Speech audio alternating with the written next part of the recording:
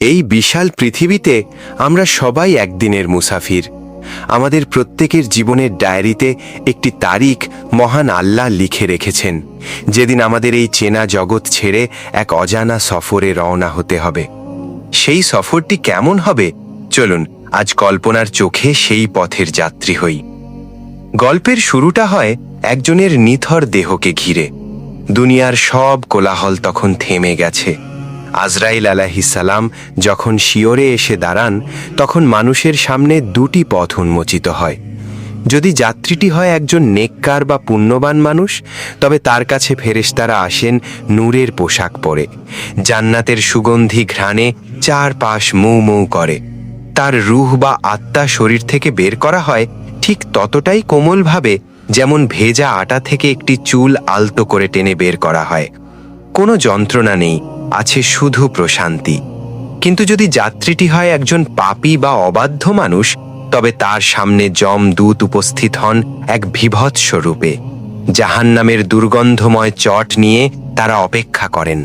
তার রূহ টেনে বের করা হয় অত্যন্ত নিষ্ঠুরভাবে, যেমন একটি জীবন্ত প্রাণীর শরীর থেকে চামড়া টেনে ছেড়ে ফেলা হয়। যন্ত্রণার সেই চিৎকার কোনো জীবন্ত মানুষ শুনতে পায় না।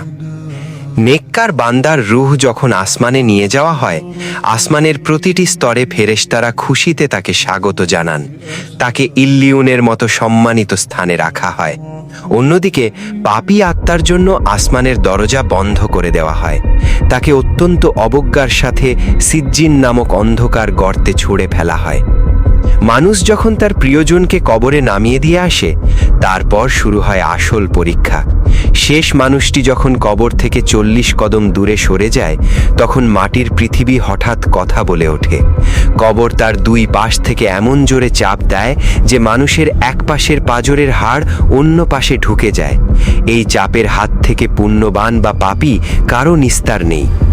ঠিক সেই মুহূর্তে কবরের মাটি বিদীর্ণ করে প্রবেশ করেন দুই ভয়ঙ্কর ফেরেশতা, মুনকার ও নাকির।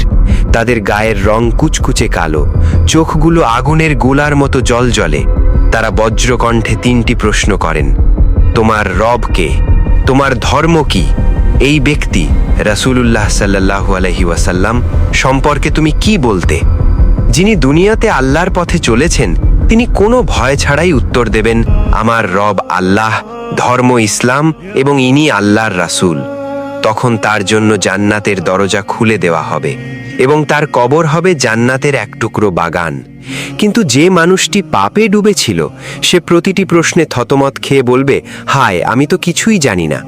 তখন তার জন্য জাহান্নামের দরজা উন্মুক্ত করে দেওয়া হবে। কবরে মানুষের কোনো বন্ধু থাকে না, থাকে কেবল তার আমল। নেককার মানুষের কাছে এক অপরূপ সুন্দর চেহারার যুবক আসবে এবং বলবে, আমি তোমার নেক আমল, কেয়ামত পর্যন্ত আমি তোমার সাথী। আর পাপী ব্যক্তির কাছে আসবে এক বীভৎস চেহারার দুর্গন্ধময় জীব। সে বলবে, আমি তোর বদ আমল, আজ থেকে তোকে ছেড়ে আমি কোথাও যাব না। এর পরপরই শুরু হবে অন্ধ বধির ফেরেশতার হাতুড়ির আঘাত এবং 99টি বিষাক্ত সাপের দংশন, যা কেয়ামত পর্যন্ত চলতে থাকবে। বন্ধুরা, কবরের এই সফর কোনো কাল্পনিক কাহিনী নয়, এটাই আমাদের জীবনের চরম বাস্তবতা। আজ আমরা যে বিলাসিতার মোহে পড়ে আছি, সেই ঘরবাড়ি বা প্রিয়জন কেউ আমাদের সাথে কবরে যাবে না। সাথে যাবে শুধু আমাদের করা আমলগুলো। আল্লাহ আমাদের সবাইকে কবরের আযাব থেকে রক্ষা করুন, আমিন। প্রিয় দর্শক, আজকের এই শিক্ষণীয় গল্পটি যদি আপনার হৃদয়ে বিন্দুমাত্র নাড়া দিয়ে থাকে এবং আপনার ভালো লেগে থাকে, তাহলে ভিডিওটিতে একটি লাইক দিন। আপনার মূল্যবান মতামত কমেন্ট করে জানান। কমেন্টে আমিন লিখতে ভুলবেন না। অন্যদের সচেতন করতে গল্পটি বেশি বেশি শেয়ার করুন। ইসলামিক এরকম আরও শিক্ষণীয় ভিডিও পেতে আমাদের চ্যানেলটি সাবস্ক্রাইব করে পাশে থাকা বেল আইকনটি অন করে দিন। পরবর্তী ভিডিও আসা পর্যন্ত সবাই ভালো থাকুন, সুস্থ থাকুন। আল্লাহ হাফেজ।